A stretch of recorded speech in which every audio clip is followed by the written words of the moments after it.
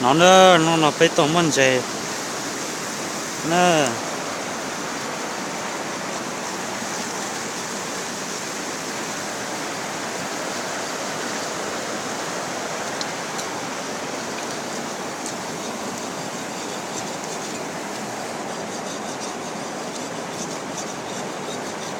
nó hay nữa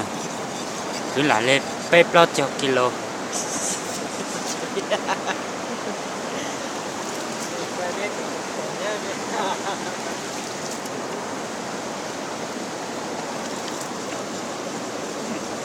đâu là yếm vào đâu lắm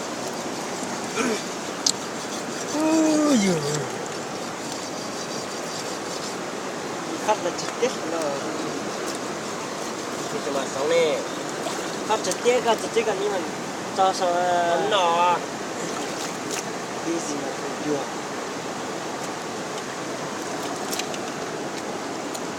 quên lại tha đi ua sai cho mà Dần tàu sữa ta đã đi xem bùi đã bị bắt đầu nên nên chúng ta đây nè cho ta nè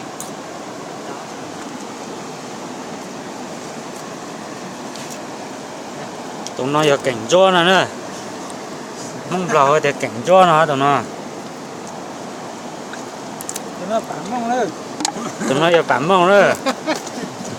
bắn mông ơi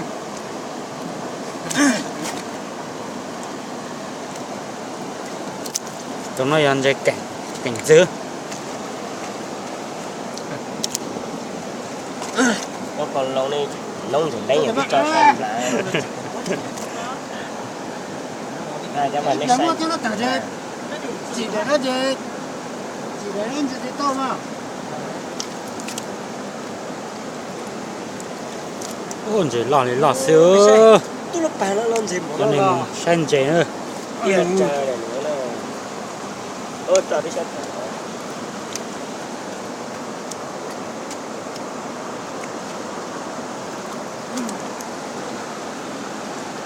Không đâu thì không có hết đâu. Cho nó đi tà đấy hả? gì giờ trái Có thể chả biết nó xóa bây giờ. Ô cái nó nữa rồi.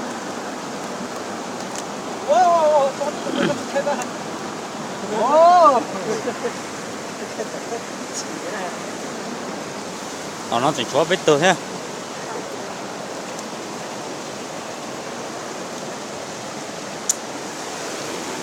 để lò sữa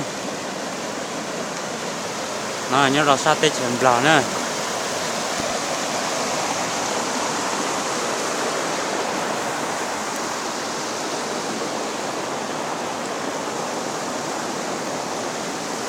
tôi đã muốn gì đồng điều cái này bỏ nó nữa chỉ chờ kia đấy nữa chỉ đòi đi kia rồi gì mà đau lên đau xưa